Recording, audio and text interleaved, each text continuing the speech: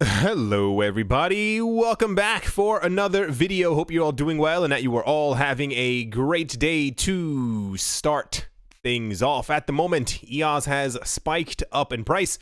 It has actually flipped Litecoin and is now the 5th largest cryptocurrency by market cap. Daily volume for EOS has pumped to $5.2 billion and its market cap is now over $7 billion US dollars. EOS is currently the top performing altcoin in the top 100. And its performance has pushed total crypto market cap up to a new year high. The big Washington EOS event on the 1st of June appears to be driving momentum. The B1 event will include an updated roadmap, a yearly product release cycle, and updates on the B1 social media app. Additionally, B1 have registered the trademarks for MEOS, M-E-O-S, and ZEOS, X-E-O-S. And big announcements are expected for the platform. Here's the actual tweet right there. There's also recent news that block.one purchased 3.3 million tokens worth of RAM on the mainnet in the run up to the event. There's a lot of stuff that a lot of people are kind of waiting for. The EOS project has been promising or has been talking about, or a lot of people have also been speculating for at least over a year now that something major was going to be coming to the EOS platform. After the ICO had finished and the EOS platform had officially launched, a lot of people were waiting for to see exactly what the block.one team, the people who created EOS, were going to be doing with the platform after they had raised $4 billion from their ICO. So there's a couple of things a lot of people are expecting. The people from EOS, depending on where you look or where you get your information from, a lot of people think that they are going to be potentially launching some type of what people are calling like a Steam or Steam It 2.0, like a type of mega insane large social media platform that everyone can kind of use, run on, depends on how far you want to really look into it. The other things that I'm really excited for that I hope that they actually do announce in some sort of way is that we had information last year that a number of developers from Activision, Blizzard, and Yahoo were apparently building games on top of EOS that were supposed to be mega awesome, super fun, cool games, because the idea was and has been for a very long amount of time that the thing that would propel the cryptocurrency space forward would be games or applications, and now we know them as dapplications or dapps, whatever you kind of want to call them. So this is something that I myself am personally looking forward to hearing about. Maybe the other thing is that Dan Larimer, also the creator of EOS, announced last year. That's why the article says 2018. That he is thinking about or has thought about or is probably going to be implementing some type of a universal basic income on top of EOS, pretty much meaning that, or rather the idea would be that if you set a certain inflation amount for EOS every single year, as every single cryptocurrency right now that can be mined has an inflation rate, yes, even Bitcoin, what it comes down to is that if you set it around, I think the number that was proposed was around 4%, and if you have an EOS account, and also like a digital identity for EOS so that you couldn't just simply make 5 accounts over and over for yourself, you would receive an allocated amount of the 4% of EOS that came out every single year. And if enough people got onto this platform, the price of EOS would obviously go higher, and the allocated amount that you would get would kind of eventually remain the same, but you would receive money every single month as a way to kind of help distribute wealth around the world. It would also be a very intelligent way to be able to get the EOS platform to kind of become very popular, because there have been a number of other countries around the world who have proposed universal basic incomes, but they have done so on the basis of taxing their citizens, which most people don't care for, or taxing the rich even further, which people also have an issue with depending on where you stand in life. But the idea is that if you can create a cryptocurrency and then the inflation would on that coin every single year would pretty much be the tax. This is kind of where it comes from. So I'm interested. I am less believable. I believe less that he is going to actually announce something like this during the event. But the event is not that far away. There's a lot of stuff heating up that a lot of people think that's going to happen. I can't remember what the other thing was as well. There was also some type of a rumor that I heard from the podcast Everything EOS. They're kind of okay. I listen to them from time to time. They announced that apparently people think that there is going to be announced a side chain option for Bitcoin that would run on EOS, or rather EOS is creating something that would run part of the Bitcoin blockchain on top of it to be able to scale Bitcoin. You can find it relatively easily. Type in like EOS will scale Bitcoin. I'm pretty sure you'll be able to find it. That's also something, there's a lot of stuff that people are speculating, and this is why the price of EOS has been going up, because everything that happens on the EOS platform requires the use of the actual EOS token. Whatever you do, wherever you go, whatever you're building on top of it, you need, if you want to build anything on top of it, if you want to build a website on top of it, you know, whatever the case might be, you have to buy EOS in order to allocate your space on the actual network. And this is why the coin is rather attractive to many other investors out there, because you need the coin to actually completely function on their platform. Here's the actual news of the block.one purchase of the RAM, or the EOS for the RAM. And here's the actual transaction of it happening. It says B1 bought 3300000000 EOS of RAM for B1. Very exciting times. I think this is happening on Saturday. It's the 1st of June. I believe that is Saturday. So get ready. I mean, to be honest, a lot of other platforms have said that they were going to release incredibly amazing news, and then they did not. And I mean, not that they didn't release anything. Sometimes most blockchain platform company, corporations, whatever you want to call them, when they do have some type of an event, a conference, they usually just repeat stuff that we already knew about. So I'm hoping that this one, as it's been hyped up for a good 4, 5, 6, 7, 8, 9 months, everyone's been very excited that they actually do announce some really crazy stuff, or that stuff is being built on top of EOS, or that other corporations or entities are going to be using EOS, or someone has bought an enormous amount of EOS. I mean, one can only assume that the reason why they bought, the company block.one bought back an additional 3.3 million EOS, and also they also bought back a huge amount of their stock a couple of days ago, is probably indicative that they probably are expecting the price to mount a lot higher, and they kind of want to allocate this stuff back to their own company. Just something that has gone through my head. Next up, Facebook is actually in the news, and this is actually quite interesting. Facebook's payment-focused cryptocurrency known as Global Coin, horrible name, will face demographic challenges according to the research by cryptocurrency analysis firm DR, published yesterday. Facebook's native cryptocurrency, which will purportedly seek to disrupt or bypass banking networks in order to remove financial barriers and lessen consumer costs, will reportedly launch in 2020. In its recent report, DR suggests that the coin will face demographic challenges as the social media giant's user base is aging. This is purportedly not enough awareness. There is purportedly not enough awareness about digital currencies amongst the aging user base, while the smaller user base of young people who are well informed about the new type of currency are not wealthy enough to use it in significant volumes. Here's a little pretty chart that we have right there. Moreover, to facilitate adoption for consumers and merchants, Global Coin will need to enter into partnerships with traditional financial institutions, the report continues. Most probably, Facebook will reportedly focus on countries whose financial infrastructure is lacking. This was stated by DR. As previously reported, Facebook was reportedly in discussions with global payment services provider Western Union as part of its research into providing affordable access to money transfer services for the unbanked. They were also in discussions with Visa and MasterCard, and also Tim Draper. So it was something that I never really thought about, but I guess he has the actual thing right here. I guess it does make a bit more sense. Me and my friends and my group of peers, we don't really use Facebook anymore. No one really, Facebook has a large user base, but a lot of them don't actually use the platform. I've noticed in my own personal experience in my life, it tends to be older people now who use Facebook. Most younger people have kind of moved to Instagram, and this is kind of where a lot of stuff takes place, as you can just message people through Instagram. So it kind of deletes the need for Facebook, as you also have like a live feed of stuff that's happening and the stuff that people are posting. There was also news that we had a couple of days ago that apparently Facebook might try and target, like it says it also somewhere around here. I don't know, lost the words already. They're probably going to try and target like India and a couple of other countries first. in an effort to kind of get a rather large amount of people onto their platform at the exact same time, or to be using the cryptocurrency.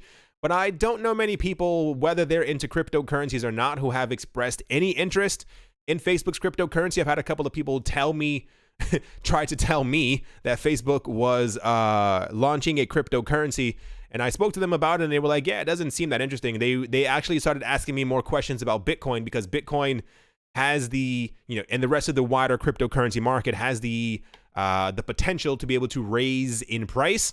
And a lot of people aren't really concerned with, or the idea, to them it seems like another form of PayPal, which at some point maybe utilized, but it's not as attractive as something that gets, 1,500% gains over the course of a year. Anyway, let's see exactly how this ends up happening. I've seen conflicting ideas, results, people thinking of exactly what could happen with Facebook coin. A lot of people thinking that the use of Facebook coin, or the coming of, out of, whatever, of Facebook coin could result in like global adoption of cryptocurrencies, as more people would be informed about it. They'd be more comfortable with using cryptocurrencies. And on the other side, it kind of comes down to people are thinking that this may have no impact at all, that Facebook, that this may be an attempt by Facebook to kind of enter, the same as JP Morgan Chase, to enter the new digital currency realm space, to try and stay relevant, as Facebook has not been doing very well in the last couple of years, with all of their having to like stand before governments and stuff like that and answer questions as to exactly why they've been giving away private information for their users. So we'll see. I mean, the year's rushing by. We have about 6 months left until we see this thing actually coming to light from Facebook. Anyway, it doesn't really worry me at all, but it will have some type of a major impact on the cryptocurrency space, especially if they are talking with major players. There was also information and news that apparently they're trying to get into contact with the Winklevoss, which I think is really funny because the whole Zuckerberg Winklevoss thing from years ago, and also trying to get in contact with Coinbase to actually have their cryptocurrency listed on there. I think there would be an enormous amount of backlash. First of all, if the Winklevoss actually list Facebook's crypto on their platform, I already don't care for Gemini. That'd be a huge thumbs down.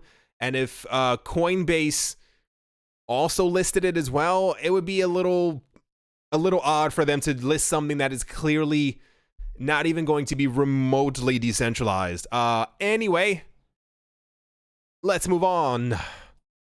Next up, Ripple's global head of banking, Marjan Delatine, just gave an interview with the French business outlet Le Journal du Net. Delatine talks about Ripple's partnerships with European banks like Santander and Crédit Agricole, and says the company is now signing up to 2 or 3 financial institutions per week. Sometime last year, I think it was, they were recording around 1 financial institution per week, so it's nice to see that this number has jumped up. The Ripple team has been a bit more active over the last couple of weeks, as far as like they're giving information that they are doing stuff, but there hasn't been a lot of news around XRapid and or XRP. So I'm hoping that this is all leading up to something. I'm hoping that we get some type of amazing, interesting news. 2018 was a great year for Ripple XRP people, as far as what news would be coming out, what's going to happen with what, who's integrating what, who's doing so and so.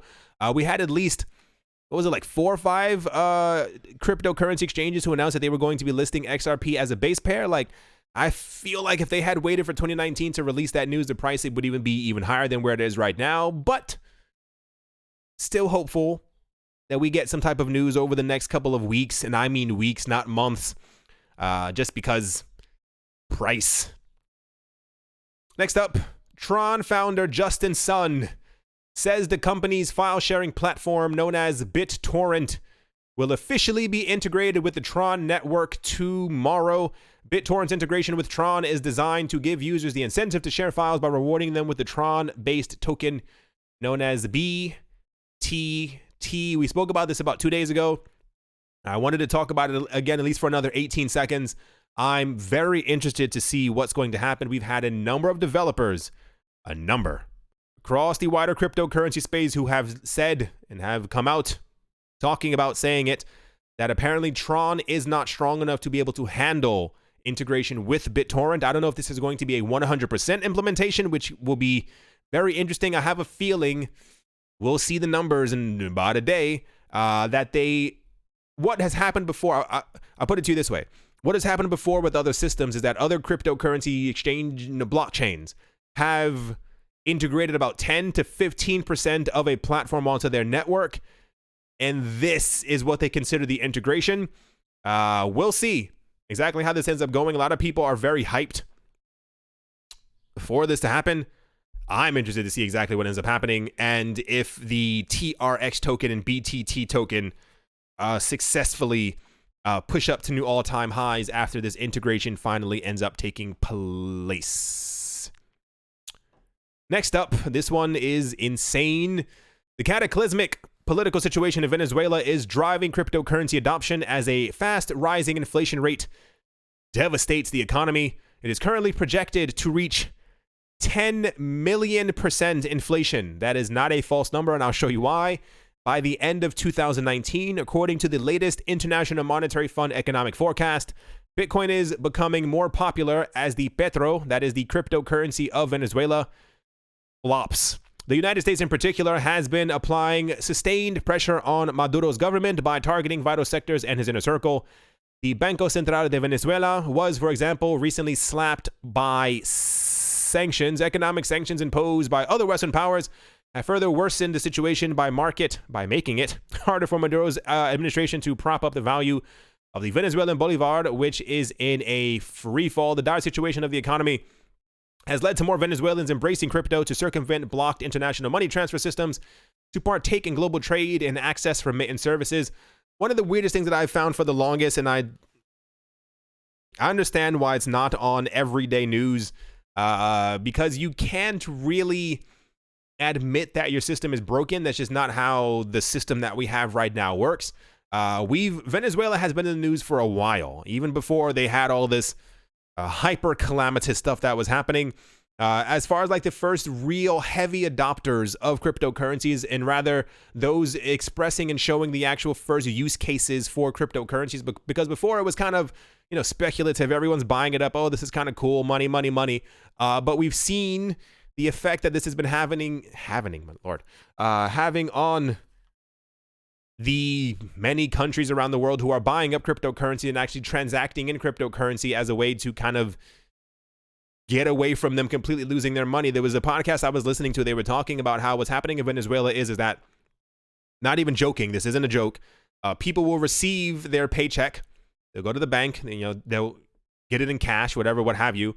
And people are running down the streets apparently to go and buy food, to buy diapers, to buy all this other stuff, simply because by the time that they end up getting to the supermarket, their money has further devalued, and now it costs twice as much to be able to buy what they actually want to buy.